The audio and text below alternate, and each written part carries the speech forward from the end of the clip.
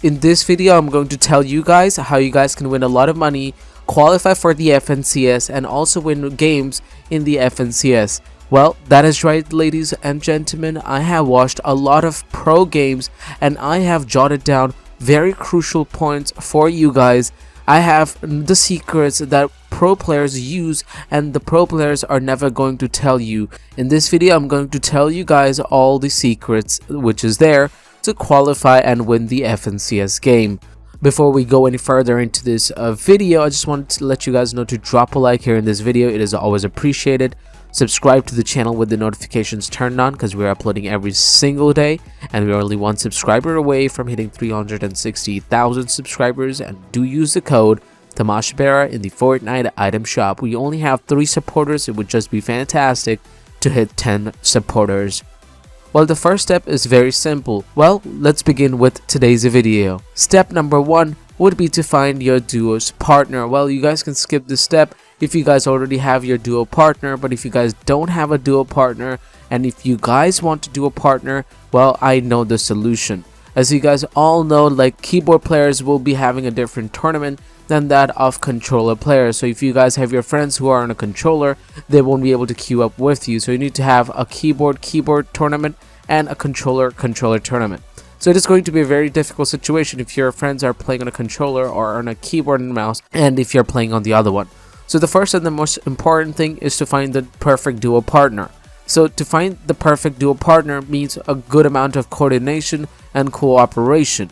Well, I know a lot of players who are really good solo players, but not at all good in coordination and cooperation in duo games or even squad games.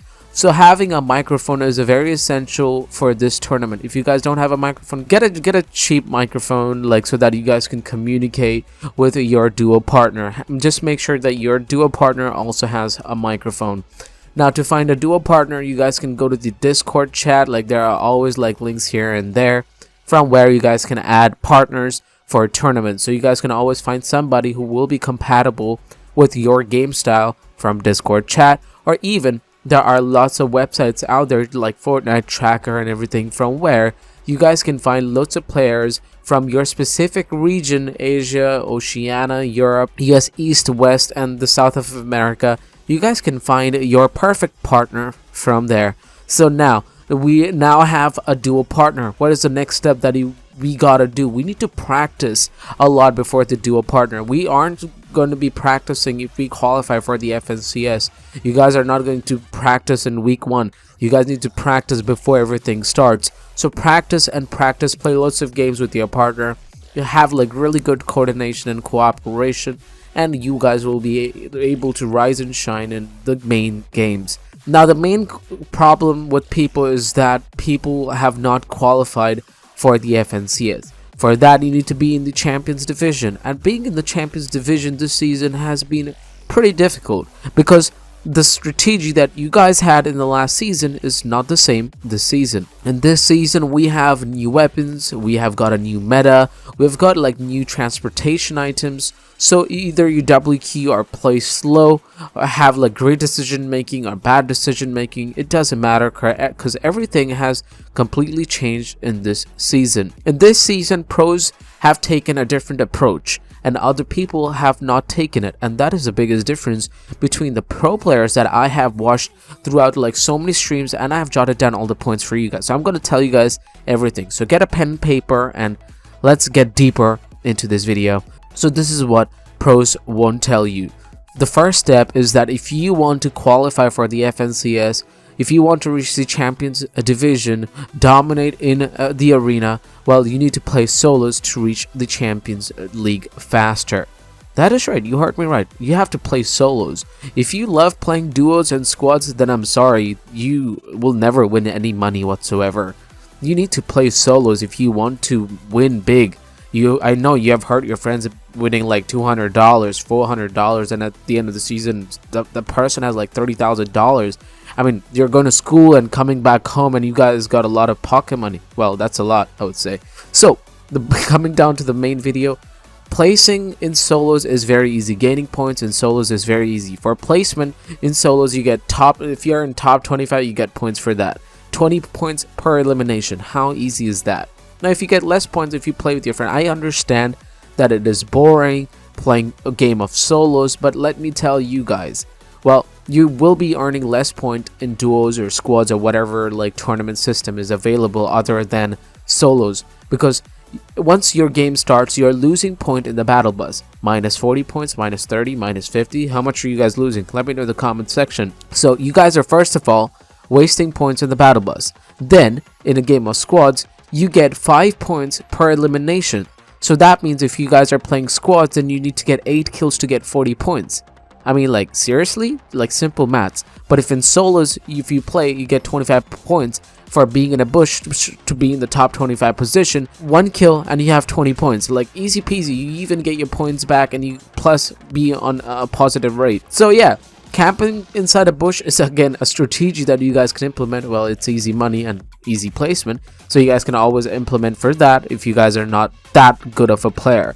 I mean, solos are boring, but money isn't. Now the second step that I want to talk about is to have the mindset. Pro players have a mindset that you guys do not have. That's what I have learned. So there has been so many times when you see a player W keying a soccer skin, like W queuing you. What do? You turtle up inside your 1v1. You're trying to escape that soccer player. Well, that's how we don't do it. You need to have a proper mindset and a proper motivation before you start playing your games. You need to play a lot of creative, get warmed up, and have the proper understanding when you need to double key or have a slow game. If you see some soccer player like pushing you, double keying you, you double key back. You trade shots, the soccer skin goes low, and you never know. The soccer skin might even get third-partied because we are playing big games right over here. So have the mindset, be always motivated, alright? Doesn't matter if you get eliminated in the beginning of any game, always there is another chance. You get 9 other chances to make the most out of it. The next step that I want to talk about is to not lose confidence. If you guys are having a bad day, if you guys are not able to slay in creative, it's okay. Alright, it's okay to lose, but again, you guys can practice and rectify your mistakes. You guys can win games, lose games, go back into the replay and see what you have done wrong and learn from those mistakes. Making mistakes is just a part of this Fortnite journey that everyone is going through watching this video right now. Another thing that I want to talk about is being consistent performance. Like, I know there's so many players that you guys have seen, like big players. I'm talking about pro players. They would do fantastic in one game and maybe not in the rest of the whole tournament.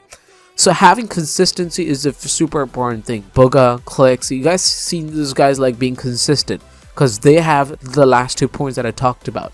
Being confident and the mindset and being motivated. If you guys have seen Booga like in the tournament, he was smiling as he was playing the main World Cup. He was very focused, he was confident, and he was motivated. That was the most important thing. Now getting into the basics of the game, early game, I want to tell you guys to drop very far. I mean, like super far. The map is big in this season. In Fortnite Chapter 2, Season 1, the map was big, but it wasn't that big. In this season, the map has become bigger.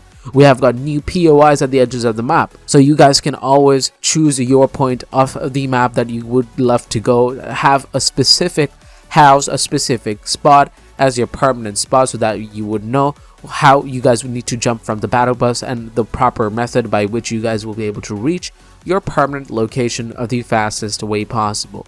Now if you see if you're getting contested on your permanent spot, know your second spot where you guys can again go to get your loot and not be eliminated in the very first round. Don't fight in the beginning of the game. Every word that I'm saying right now, if you put that in the game, you guys will be winning a lot of games. Don't fight in the beginning of the game because the loot is RNG, so you never know. You can't blame the game at that point, as it is up to you to take that decision from there.